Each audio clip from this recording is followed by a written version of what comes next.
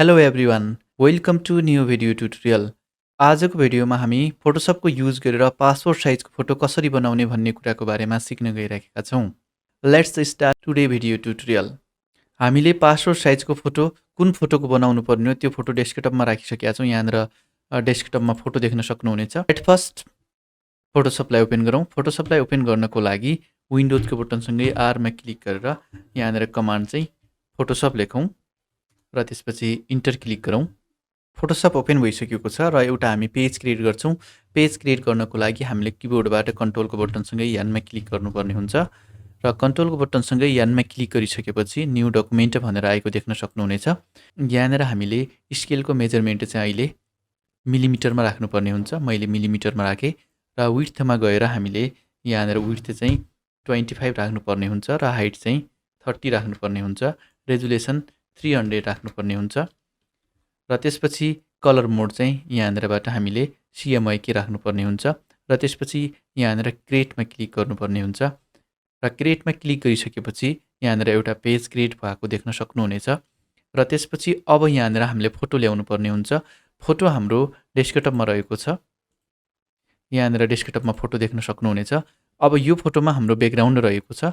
At first हामी इन्टरनेटबाट remove.bg भन्ने वेबसाइटको प्रयोग गरेर हामी ब्याकग्राउन्ड रिमुभ गर्छौँ। त्यसको लागि कुनै एउटा ब्राउजरलाई ओपन गर्नुहोस्। जस्तै मैले गुगल क्रोम ब्राउजरलाई ओपन गरेँ र त्यसपछि URL-मा गएर remove.bg लेख्नुपर्ने हुन्छ। remove.bg लेखिसकेपछि यहाँनिर हाम्रो वेबसाइट ओपन भइसकेको छ र त्यसपछि यहाँनिर अपलोड इमेजमा क्लिक गर्नुपर्ने हुन्छ। अपलोड इमेजमा क्लिक गरिसकेपछि हाम्रो फोटो चाहिँ डेस्कटपमा रहेको छ। डेस्कटप लोकेसन चुज गरेँ र फोटो यो हो र यहाँनिरबाट मैले ओपनमा क्लिक गरेँ र फोटो चाहिँ यहाँनिर ओपन भएर ब्याकग्राउन्ड रिमुभ भइराखेको देख्न सक्नुहुनेछ। अलिकति यहाँनिर टाइम लिनेछ। ओके, हाम्रो फोटोको ब्याकग्राउन्ड चाहिँ रिमुभ भइसकेको छ। अब यो फोटोलाई हामीले डाउनलोड गर्नुपर्ने हुन्छ। यदि तपाईहरूलाई डाउनलोड कहाँनिर हुन्छ भनेर थाहा छैन भने यहाँनिर 3 डट्समा गएर यहाँनिर सेटिङ्स भन्नेमा क्लिक गरेर यहाँनिरबाट डाउनलोड्स भन्नेमा क्लिक गर्ने र त्यसपछि यहाँनिरबाट यो लोकेसन हेर्ने र यो लोकेसनभित्र हाम्रो डाउनलोड हुने भएको छ। र अर्को कुरा यहाँनिर ask where to each file before downloading. Download हुनुभन्दा पहिला कुनै पनि फाइल कहाँनिर डाउनलोड हुने भनेर सोध्ने बनाउनको लागि यो अप्सनलाई अन गर्नुपर्ने हुन्छ। मेरो चाहिँ यहाँनिर यो अप्सन अन छ। र अर्को कुरा यहाँनिर चाहिँ show downloads when they are done. Download भइसकेपछि त्यो देखिने बनाउनको लागि यो अप्सनलाई अन गर्नुपर्ने हुन्छ। मैले दुईटै अप्सनलाई अन गरेको छु। यदि तपाईहरूलाई पनि यो अन गर्नु छ भने अन गर्नुहोला। मैले यो ट्याबलाई हटाइदिएँ र त्यसपछि यहाँनिर डाउनलोडमा क्लिक गरेँ र डाउनलोडमा क्लिक गरिसकेपछि मलाई सोध्यो कहाँनिर डाउनलोड गर्ने भनेर। मैले चाहिँ डेस्कटपमै डाउनलोड गर्छु र यसको नाम चाहिँ यहाँनिरबाट म जे लेखेर सेभ गर्छु र यो डाउनलोड भइसकेको छ। यहाँनिर हाम्रो डाउनलोड भएको देखायो र त्यसपछि अब फोटोसपलाई ओपन गर्छु र यहाँनिर फाइलमा क्लिक गरेर प्लेस इमिडिएट भन्नेमा क्लिक गर्छु र त्यसपछि डेस्कटप भन्ने लोकेसनलाई चुज गरौँ र यहाँनिरबाट ब्याकग्राउन्ड रिमुभ भएको फोटो चाहिँ यो हो र त्यसपछि मैले यसलाई प्लेस गरेँ र प्लेस गरिसकेपछि यसको साइजलाई यहाँनिर एडजस्ट गरौँ।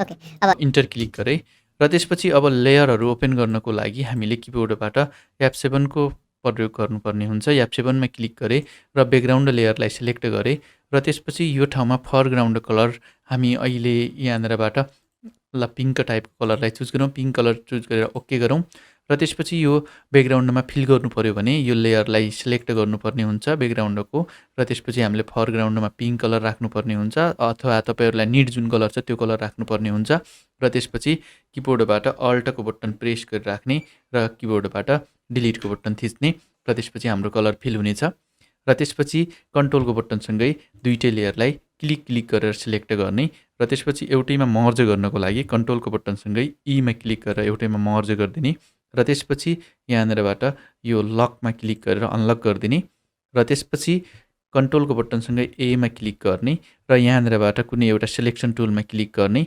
मैले चाहिँ रेक्टेङ्गुलर सिलेक्सन टुलमा क्लिक गरेँ र त्यसपछि यसको भित्रपट्टि राइट क्लिक गर्ने र त्यसपछि स्ट्रोकमा क्लिक गर्ने र विड्थ चाहिँ हाम्रो 5 पिक्सल रहेको छ र यहाँनिरबाट हामीले 5 पिक्सल नै राख्ने र त्यसपछि कलर चाहिँ हामी ब्ल्याक कलर राखौँ, ओके गरौँ र स्ट्रोक चाहिँ इनसाइडमा राख्ने र त्यसपछि ओकेमा क्लिक गरिदिने र यति गरिसकेपछि किबोर्डबाट कन्ट्रोलको बटनसँगै सीमा क्लिक गरौँ, कपी गऱ्यौँ र त्यसपछि हामीले एउटा न्यू पेज क्रिएट गर्नुपर्ने हुन्छ। त्यसको लागि हामीले किबोर्डबाट कन्ट्रोलको बटनसँगै यानमा क्लिक गर्ने र त्यसपछि यहाँनिर प्रिन्टमा क्लिक गरेर A4 साइज चुज गर्ने र त्यसपछि क्रिएटमा क्लिक गर्ने र अब फिट टु स्क्रिन गर्नको लागि किबोर्डबाट कन्ट्रोलको बटनसँगै 0मा क्लिक गरौँ र यसको साइजलाई मैले अल्टसँग स्क्रल अप गरेर अलिकति जुम गरिदिएँ र ह्यान्ड टुलको प्रयोग गरेर अलि तल ल्याउँछु र त्यो फोटोलाई यहाँनिर कन्ट्रोल भी गरेर पेस्ट गरिदिन्छु र मुभ टुलमा क्लिक गरेर यो फोटोलाई म यहाँनिरबाट माथि राख्छु अलि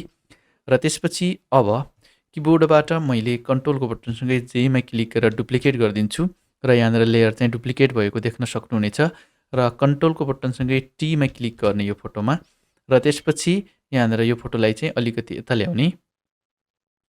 तपाईहरूले राइट एरोको युज गरेर ल्याउँदा पनि हुन्छ र त्यसपछि यहाँनिरबाट यो ठाउँमा क्लिक गर्ने या इन्टर क्लिक गर्ने र यति गरिसकेपछि किबोर्डबाट अल्ट कन्ट्रोल शिफ्ट अनि टीमा क्लिक गर्ने, फेरि सेम प्रोसेसलाई रिपिट गर्ने र यहाँनिर फोटोहरू डुप्लिकेट भएर 1 2 3 4 5 6 7 8 वटा फोटोहरू आएको देख्न सक्नुहुनेछ।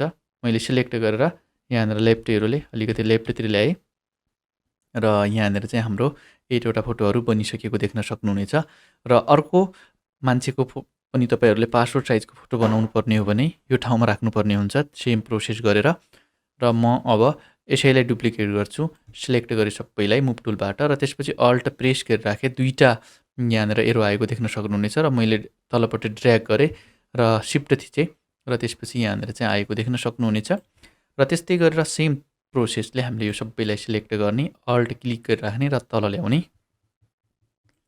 र त्यसपछि अलिकति माथि गरेँ र कन्ट्रोलसँग 0मा क्लिक गरेर मैले फिट टु स्क्रिन गरेँ, सबैलाई सिलेक्ट गरेँ, अल्ट प्रेस गरेर राखेँ र त्यसपछि तलपट्टि आइराखेको देख्न सक्नुहुनेछ।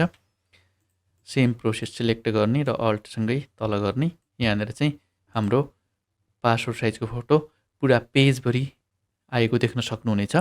यसरी तपाईहरूले पासपोर्ट साइजको फोटो फोटोसपको युज गरेर क्रिएट गर्न सक्नुहुनेछ।